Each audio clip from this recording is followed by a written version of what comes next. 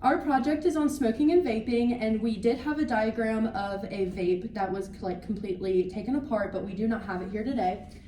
We started off by telling everybody about the chemicals that are commonly found in cigarettes and vapes, formaldehyde being the most concerning in our opinion. Formaldehyde is used as an embalming agent to preserve dead tissue. We also have ammonia, and small amounts can lead to brain damage and even death. Ammonia is a common household cleaning product. We also have arsenic, which is rat poison. Arsenic is a carcinogen, so it does cause cancer. We also have acetone, which is nail polish remover. It can cause confusion and passing out in coma. We also have nicotine, which is the highly addictive substance that people are smoking or vaping for. We did tell everybody about the college prevalence, especially since we were going to be at the college. The college prevalence is 61.4% of young adults age 18 to 24. So that's more than like half of the age range. We did talk about statistics, being that in this year alone, 1.63 million students as in middle schoolers and high schoolers, use some type of nicotine device. We talked about how there are 600 ingredients in one cigarette alone, and once it's lit on fire, it can create over 7,000. We told everybody about the different effects that it can have on the body. So talking about the heart, we have the constriction of blood vessels, the damaged blood vessels, increased blood pressure and heart rate, heart disease and stroke. With lungs, we have that constant irritation. We have increased risk of infection, damage to airways, lung cancer, and lung failure. With the brain, we have cognitive decline, dementia in older adults. We have the thinning of the cerebral cortex and anxiety. With the bones, we have osteoporosis, and we also have osteomyelitis. With pregnancy, we have miscarriage, small baby weights, premature labor, and preeclampsia. And then with digestive, we have change in the gut microbiome. And then with the kidneys, we have inflammation and damage. All right, talking next with questions from participants at our table. The first one was brought about, is vaping better than smoking? Which, simple answer, no. Vaping is not, because it has lots of different chemicals when burned.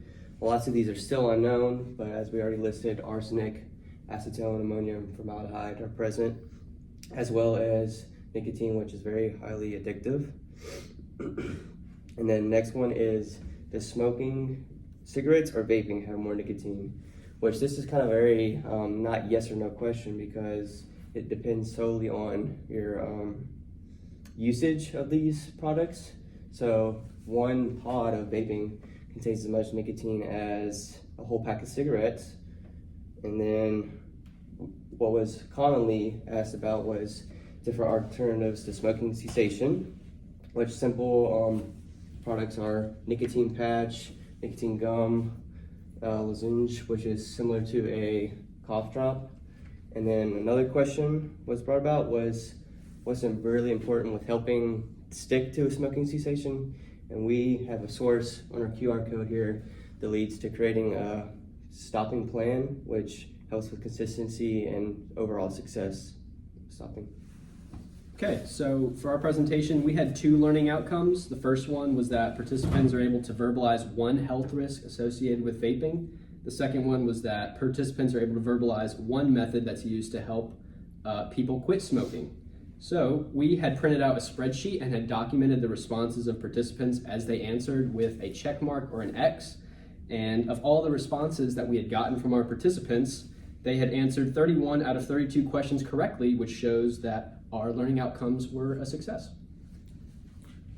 So some things that we could have done better was to have more interaction or ways for our participants to engage, and also just have more time to practice who's saying what at our health fair, and kind of be a little more organized there.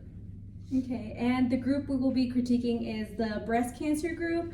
Overall, we really like the project. I love the concept of Barbie and everything that y'all incorporated into it. We do think that maybe like a Barbie versus Ken kind of approach would have been better to help target it and approach the male population a little bit more so that they could have more of an interaction, since the only paper that y'all had was like a tiny square one. But I loved all the different learning approaches. Y'all had the breasts that people could touch and could see how different the cancers felt. And I overall loved how y'all did the quiz and the reward for the quiz. and y'all provided information and visuals. So overall, everything was good. Yeah. Okay. Thank you. Thanks.